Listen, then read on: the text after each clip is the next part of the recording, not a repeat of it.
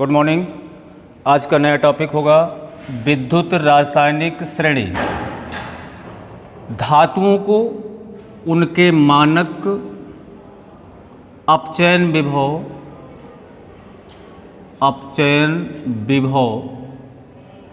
के बढ़ते क्रम में रखने पर एक श्रेणी प्राप्त होती है जिसे विद्युत रासायनिक श्रेणी कहते हैं। अब इसके लिए एक ट्रिक याद करो।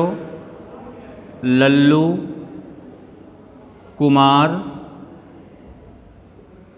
BSc से MA, जिक्र फिर उनका निकला कदम लड़खड़ा गए, कोई नहीं सामने पर लगता है वो आ गए। ये ट्रिक आपको याद करना है। लल्लू कुमार BSc से MA, जिक्र फिर उनका निकला कदम लड़खड़ा गए, कोई नहीं सामने पर लगता है वो आ गए। तो लल्लू LI कुमार K और BSc में 3 तत्व, पहले B से BA, S से SR, C से CA, ये तीनों आ गया BSc से, यानी sodium, MA M magnesium, A aluminium, जिक्र ZnCr, फिर Fe से फिर उनका निकला कदम लड़खड़ा गए, कोई यानी CO नहीं, Ni सामने, Sn पर Pb लगता है H, वो आ गए। बाकी नीचे वाली धातुएं याद कर लेना। Cu, Hg, Ag,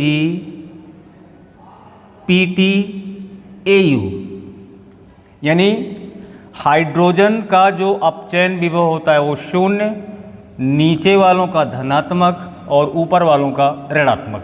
तो ये है विद्युत रासायनिक श्रेणी का क्रम। अब यहाँ पे क्वेश्चन बनेंगे। फर्स्ट आपसे पूछा जाए इनमें से प्रबल अपचायक कौन है, तो जो धातु ऊपर होती है वो प्रबल अपचायक होती है, यानी जितना श्रेणी में ऊपर होगी वो प्रबल अपचायक होगी। यानी मान लीजिए क्वेश्चन पूछ रहा है निम्न में प्रबल अपचायक कौन है, Cu, Zn, Ag और Mg।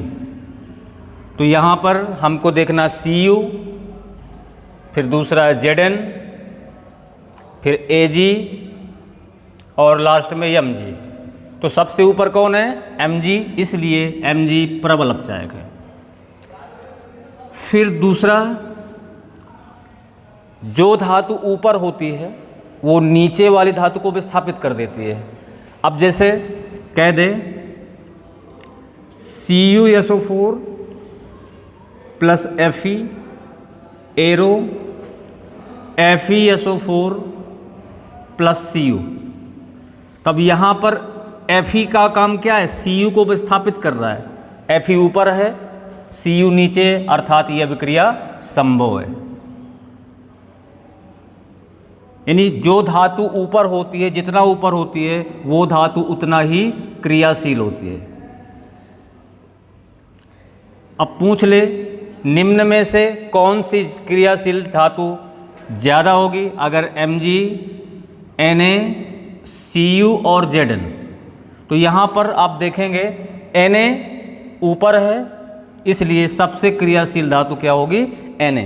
तो इस प्रकार से इससे ढेर सारे प्रश्न बनते हैं। बस ये सीरीज आप लोगों को याद करना है। अगर ये सीरीज आप लोगों को याद है तो श्रेणी अपने आप से सारे क्वेश्चन बन जाएंगे। अब यहाँ पर कुछ चीज़ें और हैं। Hg से नीचे, यानी कि Hg से नीचे जितनी धातुएं हैं उनके ऑक्साइड गर्म करने पर टूट जाते हैं, Hg से नीचे। अब जैसे कह दे कौन से ऑक्साइड गर्म करने पर टूटेंगे, Ag2O, MgO, CaO या फिर FeO। हमने नियम बताया Hg या इससे नीचे, तो यहाँ पर जो है ये ऑक्साइड यानी Ag वाला ऑक्साइड गर्म करने पर टूट जाएगा। Ag2O यानी Ag+O2। अब यहाँ पे बैलेंस कर दिया, इस तरह से ये टूट जाएगा। Mg ऊपर है, Ca ऊपर है, Fe ऊपर है, इसलिए ये नहीं टूटेंगे। इसके बाद और भी काफ़ी प्रश्न हैं जो इससे संबंधित हैं। मान लीजिए विभव दे दे 4-5 धातुओं के, यानी Cr का विभव दे दे, Ni का दे दे और Zn का दे दे, Fe का दे दे, तो पूछेगा विभव देने के बाद पूछेगा प्रबल अपचायक कौन है। तो आपको बस ये ध्यान रखना है कि जो धातु श्रेणी में ऊपर हो वो धातु प्रबल अपचायक होती है।